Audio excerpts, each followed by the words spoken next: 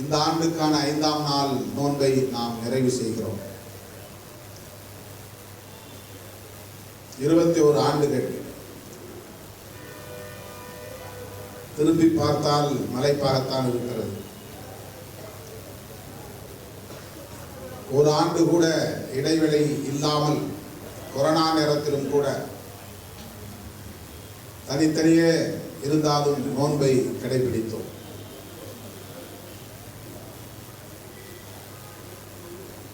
இன்றைக்கு ஒரு சிறு நூல் கையேடு வெளியீட்டு விழாவும் நடந்தேறியது.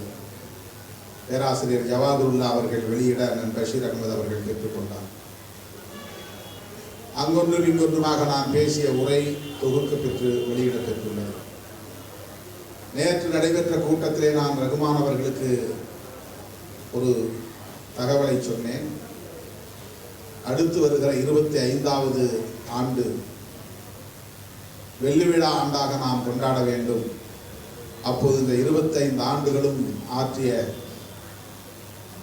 உரைகளை எல்லாம் தொகுத்து பங்கேற்ற சகர் மற்றும் இஃப்தார் நிகழ்வுகளை எல்லாம் தொகுத்து ஒரு நூலாக நீங்கள் வெளியிட வேண்டும் என்று கேட்டுக்கொண்டேன். இன்றைக்கு வெளியாகி இருக்கிற நூல் ஒரு முன்னோட்ட வெளியீடு. 25ஆம் ஆண்டு நாம் வெகு சிறப்பாக இந்த நிகழ்வுகளை ஒருங்கிணைக்க திட்டமிட்டிருக்கிறோம். இவற்றையெல்லாம் தொகுத்து ஒரு நூலாகவும் வெளியிட இருக்கிறோம். பொதுவாக இது போன்ற நிகழ்வுகளில் பங்கேற்பது அரசியல் காரணங்களுக்காகத்தான் என்ற ஒரு பார்வை உண்டு. இஸ்லாமியர்களின் நல்லன்பை பெறுவதற்காகவும் வாக்குகளை பெறுவதற்காகவும் அரசியல் தலைவர்கள் மேடைகளில்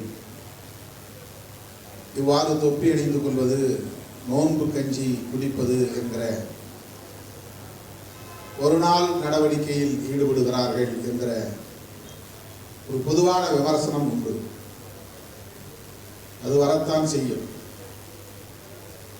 ஆனால் இங்கே பேசிய தலைவர்கள் அத்தனை பேருமே திருமாவளவன் அப்படி மேலோட்டமாக இதை அணுகவில்லை, உளப்பூர்வமாக அணுகுகிறார். நம்மில் ஒருவராக அவர் நம்மோடு இணைந்து நிற்கிறார்.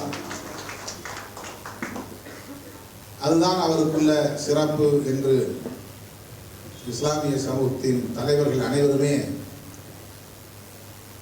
ஒருமித்த கருத்தின் அடிப்படையில் நமக்கு சான்று வழங்கியது நமக்கு பெருமை தருகிறது. அதற்காக நான் நன்றி சொல்ல கடமைப்பட்டு இருக்கிறேன்.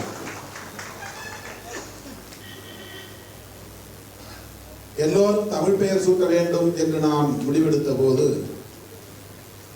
நம்முடைய குடும்பத்தில் யாருக்கு தமிழ் அல்லாத பிற மொழி கலந்த பெயர்கள் இருக்கின்றன என்று ஆய்ந்து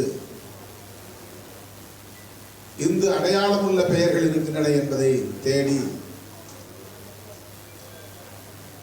அந்த பெயர்களை முதலில் மாற்றி தமிழ் பெயராக நான் அறிவித்துவிட்டுத்தான் புல்லாரெட்டி அவென்யூவில் கட்சியின் பிற தோழர்களின் தமிழ் பெயர்களை நான் அறிவித்தேன். முதலில் என் குடும்பத்தில் 2 பேருக்கு மட்டும்தான் பிறமொழி பெயர் அல்லது இந்து அடையாளம் உள்ள பெயர். ஒன்று என் தந்தையின் பெயர் ராமசாமி என்பது. அது ஒரு கடவுளை நினைவுபடுத்துகிற இந்து பெயராகவும் இருக்கிறது, அது தமிழ் அல்லாத பெயராகவும் இருக்கிறது.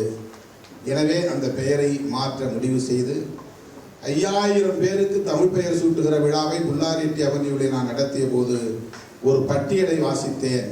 அந்த பட்டியலில் முதல் பெயர் என் தந்தை பெயர் ராமசாமி என்பதை மாற்றி தொல்காப்பியன் என்று அறிவித்தேன். என்னுடைய தமக்கை அக்கா பெயர் பானுமதி என்பதில் பானு என்பது தமிழ் இல்லை, மதி என்பது தமிழ். எனவே பானுமதி என்பதை வான்மதி என்று மாற்றி அறிவித்தேன். எனது பெயர் தமிழ் பெயர் திருமாவளவன். தம்பிகளின் பெயர் செங்குட்டுவன், பாரிவள்ளல் தமிழ் பெயர்கள். ஆகவே அவர்களின் பெயர்களை நான் மாற்றவில்லை. அம்மா 2 பேர், ஒருவர் பெயர் பெரியம்மாள், இன்னொருவர் பெயர் செல்லம்மாள், 2ம் தமிழ் பெயர்கள். எனவே அந்த பெயர்களை மாற்றவில்லை. ஆகவே நாம் முதலில் ஒரு நிலைப்பாட்டை எடுக்கிற போது அதை கடைபிடிக்க வேண்டும் என்ற உந்துதல் எனக்கு உண்டு. அன்றைய முதல்வர் முத்தமிழறிஞர் கலைஞர் அவர்கள் எனக்கு தமிழ்நாடு அரசின் அம்பேத்கர் விருது வழங்கிய போது அவரிடத்திலே நான் நன்றி சொல்ல சென்றேன். அப்போது அவரிடத்தில் ஒரு வேண்டுகோள் வைத்தேன். அம்பேத்கர் விருது என்பதனாலேயே பட்டியல் சமூகத்தவருக்குத்தான் தர வேண்டும் என்று வரையறை வேண்டாம். பட்டியல் சமூகத்தின் மேம்பாட்டுக்காக பாடாற்றி கொண்டிருக்கிற தலித் அல்லாதவர்களுக்கு இந்த விருதை நீங்கள் வழங்க வேண்டும். ஐயா நல்லக்கண்ணு போன்றவர்களுக்கு அம்பேத்கர் விருது வழங்க வேண்டும் என்ற கோரிக்கையை நான் வைத்தேன். அப்போது அவர் நிமிர்ந்து என்னை பார்த்து சொன்னார், இந்த ஆண்டு விருதை நீங்கள் வாங்கிக் கொள்கிறீர்களா இல்லையா என்று சற்று கடிந்து கேட்டார். நான் ஏதோ இந்த ஆண்டு விருதினை மறுதளிக்கிறேன் என்பதை போன்ற ஒரு தொனி அதில் இருந்ததாக அவர் உணர்ந்து அப்படி நிமிர்ந்து கேள்வியை எழுப்பியதும் நான் அதிர்ச்சிக்கு உண்டானேன். ஐயா, நான் ஏற்றுக்கொள்கிறேன், மகிழ்ச்சி. ஆனால் அடுத்தடுத்து வருகிற ஆண்டுகளில் அம்பேத்கர் விருதினை தலித் அல்லாதவர்களுக்கு வழங்குங்கள், அதுதான் சிறப்பு.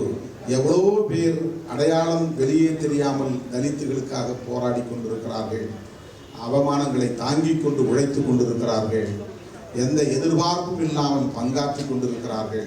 அவர்களை சிறப்பிக்க வேண்டியது உங்களை போன்றவர்களின் கடமைதானே என்பதை சுட்டிக்காட்டினேன். அப்படி சொன்னதோடு நின்று விடாமல் அரசு செய்ய வேண்டும் என்று ஏன் நாம் வலியுறுத்த வேண்டும், நாமே ஏன் செய்யக்கூடாது என்ற உந்துதல் எனக்குள் எழுந்தது. அதனால்தான் 2007ஆம் ஆண்டு நான் முதலில் தலித் அல்லாதவர்களுக்கு அம்பேத்கர் சுடர் விருது வழங்குவோம் என்று அறிவித்து கோயம்பேட்டிலே பேராசிரியர் பிரபா கல்விமணி அவர்களுக்கு முதல் விருதினை அம்பேத்கர் சுடர் விருதினை வழங்கினோம். இப்போது ஆண்டுதோறும் அம்பேத்கர் சுடர் விருது தலித் அல்லாத ஆளுமைகளுக்கு வழங்கப்பட்டு வருகிறது. நாம் செய்து காட்டுவோம். அரசு செய்ய வேண்டும் என்று சொல்லிவிட்டு நாம் காத்திருக்காமல் நாமே அந்த செயல் தளத்தில் முன்னோடியாக இருக்க வேண்டும் என்கிற உந்துதல் எனக்குள் எழுந்ததால் அந்த அம்பேத்கர் சுடர் விருதினை அறிவித்தேன். அதை இன்றைக்கும் வழங்கி வருகிறோம். அப்படித்தான் இது தோன்றியது. உமர் ஃபாரூக் அவர்கள் சொன்னதைப் போல இஸ்லாமிய சமூகம் நடத்துகிற இஃப்தார் விருந்து நிகழ்வுகளில் நான் அழைக்க பெற்று கலந்து கொள்ள வாய்ப்பு கிடைத்தது. எக்மோர் எழும்பூர் அருகே இருக்கிற அசோகா ஹோட்டலில் தான் அதை பேசிய நினைவு எனக்கு இருக்கிறது. அந்த நிகழ்வை நீங்கள் ஒருங்கிணைத்தீர்களா, யார் ஒருங்கிணைத்தது எனக்கு நினைவில்லை. அந்த நிகழ்விலே பேசுகிற போதுதான் எனக்கு தோன்றியது, எனக்கு பசி இல்லை. நான் வழக்கமாக மதிய உணவு 3 மணிக்கு மேல் சாப்பிடுகிறவன். ஆகவே 6:30 மணிக்கு போய் அங்கே அமர்ந்த போது வயிறு முட்டை இருக்கிறது, பசியே இல்லை. நாம் இந்த இடத்துல போய் பட்டினி கிடந்து கஞ்சி குடிக்கிறவர்களோடு உட்கார்ந்து நாமும் கஞ்சி குடிக்கிறோமே என்கிற உணர்வு எனக்குள் எழுந்தது. அப்போது நான் அந்த மேடையில் பேசும்போது சொன்னேன், நீங்கள் எல்லாம் பட்டினி கிடந்து நோன்பிருந்து நல்ல பசியோடு அமர்ந்து இந்த கஞ்சியை அருந்துகிறீர்கள். இனிமேல் நான் ஒவ்வொரு ஆண்டும் உங்களோடு ஒரு நாளாவது நோன்பிருந்து விட்டு வந்து அந்த இஃப்தார் விருந்திலே கலந்து கொள்வேன். அந்த நோன்பு கஞ்சியை குடிக்கிற போது நானும் பசியோடு இருந்து தான் குடிப்பேன்.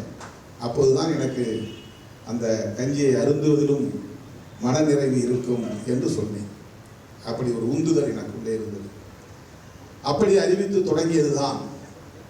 கட்சியிலே இருக்கிற தோழர்கள் ஒரு நாள் போதாது, ஒரு நாள் சகர் முகமது யூசுப் வீட்டுக்கு போனார், இன்னொரு நாள் சகர் ரஹ்மான் வீட்டுக்கோ, சாகர் நம்முடைய ஆலூர் ஷானவாஸ் வீட்டுக்கோ, முத்து முகமது வீட்டுக்கோ அல்லது முபாரக் வீட்டுக்கோ வர வேண்டும் என்று அவர்கள் அழுத்தம் கொடுக்க இந்த ஒரு நாள் என்பது 3 நாள் ஆனது, 3 நாள் என்பது 5 நாள் ஆனது.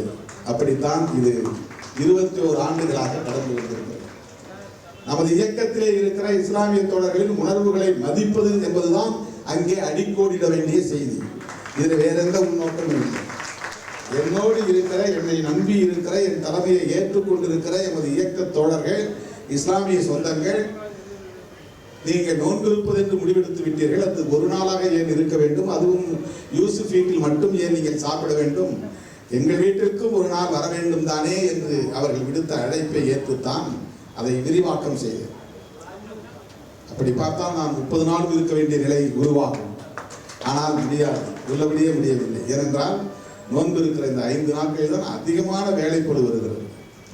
பகலெல்லாம் நாம் நிகழ்ச்சிகளில் பங்கேற்க வேண்டியிருக்கிறது. இந்த நிகழ்ச்சிக்கு கூட நான் காலதாமதம் ஆகிவிட்டது.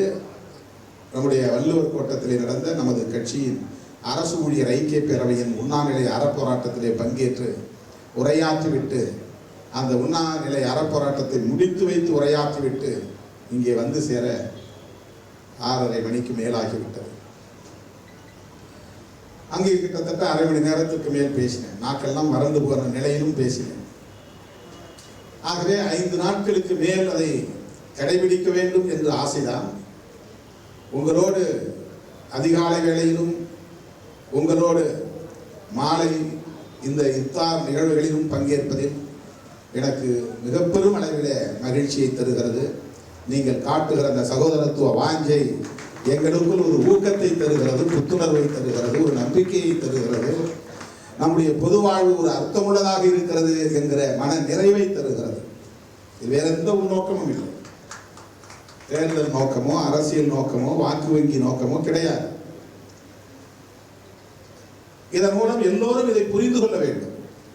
இஸ்லாமியர் அல்லாதவர்களும் கூட இஸ்லாத்தில் நடைமுறையில் இருக்கிற இந்த சகோதரத்துவ வாஞ்சை இருக்கிறதே, அது வெகுவாக பரவ வேண்டும். எல்லோரிடத்திலும் அது பரவ வேண்டும். கிறிஸ்தவர்களும் சகோதரத்துவத்தை பின்பற்றுகிறார்கள், அதை கைகுலுக்கி வெளிப்படுத்துகிறார்கள். இஸ்லாத்தில் ஒருபடி மேலே போய் மார்போடு தழுவி ஆறத் தழுவி அந்த சகோதரத்துவத்தை வெளிப்படுத்துகிறார்கள். இது உலகெங்கும் இருக்கக்கூடிய ஒரு பண்பாடாக வளர்ந்திருக்கிறது, மிளிர்ந்திருக்கிறது. மனித உறவுகளில் இதைவிட மேன்மை வேறு என்னவாக இருக்க முடியும்? யாருக்கும் எதையும் செய்ய வேண்டியதில்லை, பொருளை அள்ளி தர வேண்டியதில்லை, அவர்களுக்கு மிகப்பெரிய அளவில பொருளாதாரத்திற்கான உத்தரவாதத்தை தர வேண்டியதில்லை. ஒரு மனிதன் இன்னொரு மனிதனை சமமாக கருதி சகோதரனாக கருதி ஆறத் தழுவினாலே அவனுக்கு மேலும் பல ஆண்டுகள் ஆயுள் கூடும். அதைவிட மேன்மைத்துவம் வேற என்ன இருக்க முடியும்? மனித உறவுகளிலேயே மிக உயர்ந்தது சகோதரத்துவம் என்கிற அந்த வாஞ்சை தான், அந்த உணர்வு தான், அந்த பண்பாடு தான் இஸ்லாம் இன்றைக்கு வெற்றிகரமாக இயங்குவதற்கு இந்த சகோதரத்துவம் தான் அடிப்படையான காரணமாக இருக்கிறது என்பதை நான் அழுத்தமாக சொல்ல கடமைப்பட்டிருக்கிறேன். இன்றைக்கு நான் ஒரு அதிகாலை வேளையில் யூடியூபிலே ஒன்றை கவனிக்க நேர்ந்தது. அதிலே ஒரு செய்தி, உலகத்திலேயே மிக அதிகமான பெயர்களை சூட்டிய பெருமைக்குரியவர் யார் என்று முதல் 5 பெயர்கள். அதிலே மிக அதிகமாக உலக அளவில் மனிதர்கள் சூட்டியிருக்கிற பெயர் முகமது என்கிற பெயர் தான். 13,30,00,000 பேர் என்று அந்த அறிவிப்பிலே சொல்கிறார். உலகத்தில் மிக அதிகமான ஃபாலோயர்ஸ் முகமது அவர்களுக்குத்தான் இருக்கிறது. முகமது என்றால் நபிகள் நாயகத்தின் பெயர். முகமது நபிகளின் பெயர் தான் உலகத்தில் வெவ்வேறு MOHA என்கிற பெயர்கள், MUHA என்கிற எழுத்துக்களில் கொண்ட முகமது என்கிற பெயர் தான் மிக அதிகமாக முதலிடத்திலே இருக்கிறது. 2வது இடத்திலே மரியா என்கிற பெயர், மேரி, மரியா, மரியம் என்கிற பெயர். 3வது பெயர் நுஷி என்கிற பெயர். 4வது இடத்திலே இருக்கிற பெயர், 5வது இடத்திலே இருக்கிற பெயர் அகமது. 5வது இடத்திலே இருக்கிற பெயர் அகமது. 4வது இடத்தில் இருக்கிற பெயர் ஜோசப் என்கிற பெயர், ஜோசப் அல்லது ஜோஸ். இந்த 5 பெயர்களை அதிலே பதிவு செய்திருக்கிறார்கள். உலகத்தில் மிக அதிகமாக ஃபாலோயர்ஸ் கொண்ட பெருமைக்குரியவர் நபிகள் நாயகம் முகமது தான். அவர் பெயர் தான் உலகத்தில் 13,30,00,000 பேர் சூட்டியிருக்கிறார்கள் என்ற ஒரு புள்ளி விவரம் அதில் சொல்லப்படுகிறது.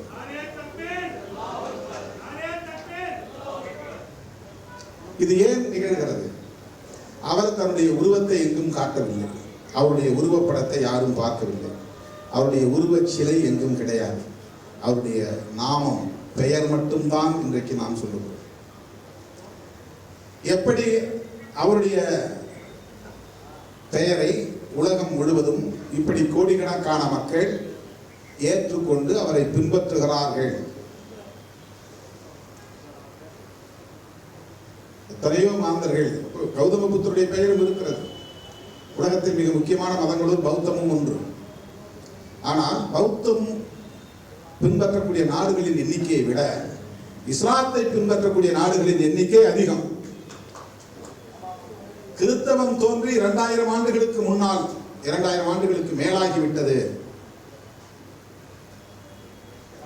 கிட்டத்தட்ட 600-700 ஆண்டுகளுக்கு பின்னால் தோன்றிய மதம் இஸ்லாம். 1400 ஆண்டுகளுக்கு முன்னால் தோன்றியது. ஆனால் அதை விடவும் வேகமாக மக்களிடத்திலே வெகுவாக இது பரவி இருக்கிறது.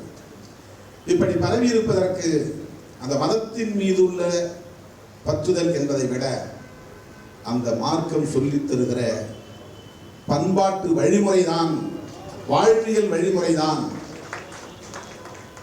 அந்த வாழ்வியல் கோட்பாடுதான் காரணம். அப்படித்தான் அதை புரிந்து கொள்ள வேண்டும். ஆன்மீகம் என்பது உலகம் முழுவதும் மனித குலத்துக்கு பொதுவானது. ஆன்மீகத்திற்கு எந்த வர்ணமும் கிடையாது, சாயம் கிடையாது, எந்த கலரும் கிடையாது. அது பொதுவானது. மாந்த குலத்தின்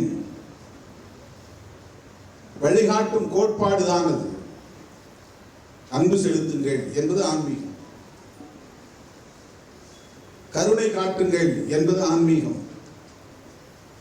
அனைவரையும் சகோதரத்துவத்தோடு அரவணைத்துக் கொள்ளுங்கள் என்பது ஆன்மீகம். அமைதியை நிலைநாட்டுங்கள் என்பது ஆன்மீகம். வன்முறை கூடாது என்பது ஆன்மீகம். இது பொதுவானது. இதை பரப்புவதற்கு உருவாகக்கூடிய அமைப்புகளின் பெயர் தான் மதங்கள். அது இன்ஸ்டிடியூஷன்ஸ். எல்லா மதங்களுக்கும் பொதுவானது ஆன்மீகம். அந்த ஆன்மீகத்தை பரப்புகிற வெவ்வேறு நிறுவனங்களின் பெயர்கள் தான் மதம். இஸ்லாம் என்பது பொதுவாக ஆன்மீக கோட்பாடு.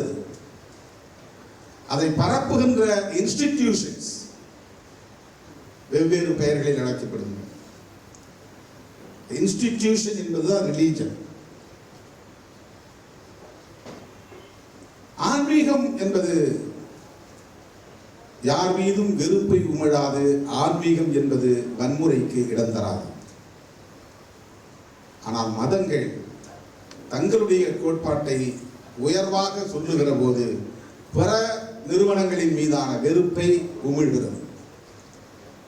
அது நிறுவனத்தால் ஏற்பட்ட கோளாறுகளை தவிர ஆன்மீக கோட்பாட்டினால் இருந்த கோளாறு அல்ல. அதனால்தான் இஸ்லாம் எல்லாவற்றையும் முழுமையாக நிறுவனமயப்படுத்தவில்லை. நிறுவனமயப்படுத்தினால் உருவ வழிபாடு வந்துவிடும். உருவ வழிபாடு வந்தால் ஹைரார்கியல் ஸ்ட்ரக்சர் உருவாகிவிடும். அதிகார பகிர்வு என்கிற பெயரில் மோதல்கள் உருவாகும். உட்கட்சி மோதல்கள் உருவாகும். இஸ்லாம் மார்க்கத்திலே அந்த மாதிரியான ஒரு குளறுபடி கோளாறு இல்லாத அளவுக்கு கிட்டத்தட்ட 1500 ஆண்டுகள் ஒரு மதம் அல்லது மார்க்கம் ஒரே அடிப்படை கோட்பாட்டை பின்பற்றுகிறது என்றால் அந்த பெருமைக்குரிய கோட்பாடு இஸ்லாம் கோட்பாடு தான். இஸ்லாம் கோட்பாடு தான். எதை முன்னிறுத்துகிறார்கள் என்றால் சுதந்திரம், சமத்துவம், சகோதரத்துவம் என்கிற அந்த கோட்பாட்டைத்தான் இஸ்லாம் முன்னிறுத்துகிறது. அதைத்தான் முன்னிறுத்துகிறது. சிந்தனை செல்வன் அவர்கள் பேசுகிற போது ஒன்றை சொன்னார்.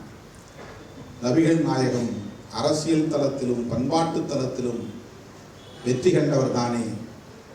அப்படி என்றால் நாமும் அதுபோல பண்பாட்டு தளத்திலும் அரசியல் தளத்திலும் தீவிரமாக பணியாற்றுவது தானே பொருந்தும் என்று ஒரு கேள்வியை இங்கே முன்வைத்தார். நபிகள் நாயகத்தை போல நாம் யாரும் கற்பனை செய்து கொள்ள முடியாது. எல்லோரும் நபிகள் நாயகத்திற்கு இணையாக வாழ முடியாது. நபிகள் நாயகம் அவருக்கு நிகர் அவர்தான். அதனால்தான் அவரை பின்பற்றக்கூடியவர்களின் எண்ணிக்கை உலகத்தில் முதலிடத்திலே இருக்கிறது. ஆனால் ஒன்றை நீங்கள் புரிந்து கொள்ள வேண்டும். நபிகள் நாயகம் வாழும் காலத்தில் அவர் ஆன்மீகத்தின் அடையாளமாக இருந்தார் என்பதை விட அரசியல் அடையாளமாக இருந்தார் என்பதுதான் பெரும்பான்மை. அவர் அன்றைக்கு அரசியல் கோட்பாட்டின் அடிப்படையில் தான் ஆண்ட சக்திகளை, ஆளும் சக்திகளை, அரசியல் சக்திகளை, ஆட்சியாளர்களை எதிர்க்கிற அரசியலை கையில் எடுத்தார். விரட்டப்பட்ட நிலையில் மறுபடியும் ஒரு படை கட்டி வந்து எதிரிகளை வீழ்த்தி மண்ணை மீட்டார். ஆகவே அவருடைய அன்றைய அடையாளம் என்பது கொஞ்சம் ஆன்மீகம் என்றால் அதிகம் அரசியல் என்பதாகத்தான் இருந்தது. ஆனால் காலப்போக்கிலே இன்றைக்கு நபிகள் நாயகம் என்றால் அரசியல் பின்னுக்கு போய்விட்டது, ஆன்மீகமே மேலோங்கி இருக்கிறது, பண்பாட்டு அடையாளமே மேலோங்கி இருக்கிறது. நபிகள் நாயகத்தை இன்றைக்கு யாரும் அரசியல் அடையாளமாக இந்த தலைமுறை புரிந்து கொண்டார். கௌதம புத்தர் வாழ்ந்த காலத்தில் கூட அரசியல் கோட்பாட்டைத்தான் அவர் முன்வைத்தார், அவர் ஆன்மீக கோட்பாட்டை முன்வைக்கவில்லை. அன்றைய ஆட்சியாளர்களின் கோட்பாடுகளை விமர்சித்தார். ஆனால் அவர் கையாண்ட உத்தி ஆன்மீக வழிபாட்டு முறைகளாக இருந்தன. பேசிய அரசியல் அது ஆளும் சக்திகளுக்கு எதிரானதாக இருந்தது, அதுதான் உண்மை. ஆனால் இன்றைக்கு அந்த கோட்பாட்டை தந்தவரே கடவுளாகிவிட்டார். இவர்கள் எல்லாம் கடவுளின் தூதர்கள், ஆனால் கௌதம புத்தரே கடவுளாகிவிட்டார். பௌத்தம் எப்படி திரிவுவாதம் அடைந்திருக்கிறது நம் கண் முன்னால் என்பதற்கு இது ஒரு சான்று. நபிகள் நாயகம் கடவுளின் கடைசி தூதர், இதுதான் உலகமெங்கும் இஸ்லாம் சொல்லுகிறது. நபிகள் நாயகம் நம்மை போல் பிறந்தார், நம்மை போல் வாழ்ந்தார், நம்மை போலே அவர் மறைந்தார், அவருக்கு திருமணங்கள் நடந்தன, அவருக்கு பிள்ளைகள் பிறந்தார்கள். இவை அனைத்தும் வரலாறாக இருக்கிறது, புராணங்களாக இல்லை, வெறும் கதையாடல்களாக இல்லை. ஆனால் இறைவனின் தூதர், இறைவனால் அனுப்ப பெற்றவர், கல்வி அறிவு இல்லாதவர், ஆனாலும் அவர் மூலம் இறைவன் நமக்கு தந்த போதனைகள் தான் இன்றைக்கு குர்ஆனாக இருக்கிறது. இந்த நம்பிக்கை உண்டு. கௌதம புத்தர் நம்மை போல் பிறந்தார், வளர்ந்தார், 80 வயதுகள் வரையில் வாழ்ந்தார். ஆனால் அவரே இன்றைக்கு உலகத்தில் கடவுளாக்கப்பட்டு விட்டார். அவருக்குத்தான் இன்றைக்கு விகார்கள் கட்டப்பட்டிருக்கின்றன. அவருடைய உருவங்கள் உலகமெங்கும் வெவ்வேறு வடிவங்களில் செதுக்கப்பட்டிருக்கின்றன. அவர் சொன்ன கருத்துக்கள் ஆதி மூலம் என்னவோ அந்த மூலம் இன்றைக்கு இல்லை. இன்றைக்கு பேசப்படுகிற பௌத்தம் அவருடைய பௌத்தம் என்று சொன்னால் அதை ஏற்க முடியாது. அதனால்தான் புரட்சியாளர் அம்பேத்கர் நவயானா என்கிற பெயரிலே ஒரு புதிய பௌத்தத்திற்கான கோட்பாட்டை முன்மொழிய துணிந்தார், முனைந்தார். அந்த காலத்தில் அவர் அரசியல் அடையாளமாக காணப்பட்டாலும் இந்த காலத்தில் அவர் ஆன்மீக அடையாளமாக, கடவுள் அடையாளமாக திரிபுவாதம் அடைந்து விட்டது. இரண்டும் தேவைதான், மனித குலத்திலே தவிர்க்க முடியாதது. இன்றைக்கு அண்மையிலே நான் வியட்நாம் என்கிற ஒரு தேசத்திற்கு போய்விட்டு வந்தேன். அந்த தேசத்தில் மிக குறைவான மக்கள் தொகை கொண்ட தேசத்தில் 85 விழுக்காடு மதமில்லாதவர்கள் தான் இருக்கிறார்கள், மதமற்றவர்கள் தான் இருக்கிறார்கள், மத நம்பிக்கை இல்லாதவர்கள் தான் இருக்கிறார்கள். அது ஒரு பௌத்த நாடு தான், புத்திஸ்ட் கண்ட்ரி. புத்த விகார்களும் இருக்கின்றன, பிற மதங்களை சார்ந்தவர்களும் இருக்கிறார்கள். ஆனால் பெரும்பான்மையான மக்கள் தொகை கடவுள் மதம் நம்பிக்கையற்றவர்களாக இருக்கிறார்கள் என்ற தகவலையும் அங்கே சொன்னார்கள். நான் இந்த இடத்திலே சொல்ல வருவது, நாம் மதம் கடவுள் என்கிற கருத்துக்களுக்குள்ளே போக வேண்டாம். இஸ்லாம் என்பது அதையெல்லாம் தாண்டி மனித குலத்தை நெறிப்படுத்தக்கூடிய மிக உயர்ந்த உன்னதமான சகோதரத்துவத்தை முன்னிறுத்துகிற கோட்பாடாக இன்றைக்கு நிற்கிறது, உயர்ந்து நிற்கிறது. இதை யாரும் மறுக்க முடியாது. அப்படிப்பட்ட இஸ்லாத்தை பின்பற்றக்கூடிய மக்களை இந்த மண்ணுக்கு எதிரானவர்கள், தேசத்திற்கு எதிரானவர்கள், தீவிரவாதிகள், பயங்கரவாதிகள் என்றெல்லாம் முத்திரை குத்தி அவர்களுக்கு எதிரான வெறுப்பு அரசியலை இங்கே சிலர் திட்டமிட்டு பரப்புவதை நாம் எப்படி அனுமதிக்க முடியும்? இந்தியாவில் வாழக்கூடிய இஸ்லாமியர்கள் அனைவரும் இந்த மண்ணின் மைந்தர்கள், பூர்வீக குடிகள். இந்த மண்ணின் விடுதலைக்காக தியாகம் செய்தவர்கள், போராடியவர்கள், உயிர் தியாகம் செய்தவர்கள். அந்தந்த பகுதிகளில் உள்ள தாய்மொழியை வளர்ப்பதற்கு, தமிழை வளர்ப்பதற்கு இஸ்லாமிய சொந்தங்கள் ஆற்றிய பங்களிப்பு என்பது மகத்தானது. அதை யாரும் மறுக்க முடியாது. அப்படிப்பட்ட இஸ்லாமிய சமூகத்தினரை அரசியல் ரீதியாக பின்னுக்கு தள்ளி அவர்களுக்கு வர வேண்டிய பிரதிநிதித்துவத்தை மறுத்து அனைத்து தளங்களிலும் அவர்களை ஒடுக்க முயற்சிக்கிற போது அதை தடுத்து நிறுத்த வேண்டிய பொறுப்பு நம்மை போன்ற ஜனநாயக சக்திகளுக்கு இருக்கிறது. இயக்கமாக, சமூக இயக்கமாக இருந்த காலத்தில் இருந்து தமுமுகவோடு இணைந்து விடுதலை சிறுத்தைகள் கட்சி தேர்தல் அரசியலுக்கு வராத காலத்திலேயே இஸ்லாமியர்களுக்கு இடஒதுக்கீடு வேண்டும் என்று குரல் கொடுத்தோம். அவர்களோடு சேர்ந்து கைகோர்த்து களத்தில் நின்றோம். அன்றைய முதலமைச்சர் ஜெயலலிதா அம்மையார் அவர்களை சந்தித்து இந்த கோரிக்கைகளை எல்லாம் வலியுறுத்தி இருக்கிறோம். அடிக்கடி தமுமுக இன்றைய மனிதநேய மக்கள் கட்சி அலுவலகத்திலே உட்கார்ந்து நிறைய நாங்கள் விவாதித்திருக்கிறோம். அதைத்தான் அண்ணன் ஜவாஹருல்லா அவர்கள் இங்கே சொன்னார். அன்றைக்கு எங்கள் தலைமையகம் சிறுத்தைகளின் தலைமையகமாகவும் இயங்கியது என்று பெருமிதம் பொங்கச் சொன்னார். அது 100% உண்மை. அப்படி நாங்கள் இணக்கமாக எமது பயணத்தை தொடங்கி கிட்டத்தட்ட 25 ஆண்டுகளுக்கு மேலாக நல்லிணக்கத்தோடு இந்த பயணத்தை நாங்கள் முன்னெடுத்து செல்கிறோம். 2 நாட்களுக்கு முன்பு தமீமுன் அன்சாரி வந்தார். அவர் தன்னுடைய வருத்தத்தை பகிர்ந்து கொண்டார். அவரிடத்தில் நான் சொன்னேன், இஸ்லாமிய அமைப்புகளுக்கு இடையிலே உங்களுக்கு இடையிலே முரண்கள் இருக்கலாம், மாறுபட்ட கருத்துக்கள் இருக்கலாம். ஆனால் எங்களை பொறுத்தவரையில் எல்லா இயக்கங்களும் எங்களுக்கு சகோதரத்துவ இயக்கங்கள் என்றுதான் நான் பார்க்கிறேன். எனக்கு எந்த விதமான ஒரு சார்பு அணுகுமுறை இல்லை. அப்படி யாரும் பார்த்துவிட வேண்டாம். நாங்கள் அப்படி ஒரு நல்லுறவை, நல்லிணக்கமான உறவை பேணி பாதுகாத்து வருகிறோம். இது நாட்டு நலனுக்காக, சிறுபான்மையினரின் நலன்களுக்காக, சகோதரத்துவத்தை மேம்படுத்துவதற்காக, சமூக அமைதியை நிலைநாட்டுவதற்காக, விளிம்புநிலை மக்களின் உரிமைகளை பாதுகாப்பதற்காக என்ற கருத்தை எடுத்துரைத்தேன். எனது அருமை தோழர்களே, விடுதலை சிறுத்தைகள் கட்சி தேர்தல் அரசியலுக்கு வருவதற்கு முன்பே பாபர் மசூதி இடிப்பு போன்ற சமூக விரோத நடவடிக்கைகளை எதிர்த்து தென் மாவட்டங்களில் போராடிய இயக்கம் என்பதை நீங்கள் அறிவீர்கள். எந்த எதிர்பார்ப்பும் இல்லாமல், எந்த நோக்கமும் இல்லாமல் புரட்சியாளர் அம்பேத்கர், தந்தை பெரியார், மாமேதை காரல் மார்க்ஸ் போன்ற மாமனிதர்களின் கொள்கைகளை உள்வாங்கிக் கொண்டு விளிம்பு நிலை மக்களின் ஒருங்கிணைப்புக்காக இந்த இயக்கம் போராடி வருகிறது. தேர்தல் காலத்திற்கு முன்பும் தேர்தல் காலத்திற்கு பின்பும் இன்றைக்கு உங்களை போன்றவர்களின் நல்லாதரவோடு தான் ஒரு மாநில கட்சியாக உயர்ந்திருக்கிறோம். அதற்காக நான் சிறுபான்மை சமூகத்தினருக்கு, குறிப்பாக இஸ்லாமிய சமூகத்தினருக்கு மனம் நிறைந்த நன்றியை உரித்தாக்க கடமைப்பட்டிருக்கிறேன். இது உங்களுடைய நல்லாதரவாலும் நல்லன்பாலும் விளைந்த ஒரு சாதனை என்று நான் பெருமிதத்தோடு இங்கு பதிவு செய்ய விரும்புகிறேன். சேர்ந்து இணைந்து களமாடுவோம். இந்த சமூக விரோத சக்திகளின் சூழ்ச்சிகளை முறியடிப்போம். வக்ஃபு திருத்த சட்ட மசோதாவை அவர்கள் நிறைவேற்றினாலும் கூட நாம் இணைந்து செயல்பட்டால் எதிர்காலத்தில் அவற்றை எல்லாம் தூக்கி எறிய முடியும் என்ற நம்பிக்கை இருக்கிறது. நமக்கான ஒரு அரசை டெல்லியிலே உருவாக்குகிற போது சிறுபான்மை மக்களுக்கான பாதுகாப்பை நம்மால் உறுதிப்படுத்த முடியும் என்கிற ஒரு உறுதிமொழியை இங்கே தந்து அனைவருக்கும் இனிய ரமலான் வாழ்த்துக்களை கூறி நிறைவு செய்கிறேன். நன்றி, வணக்கம்.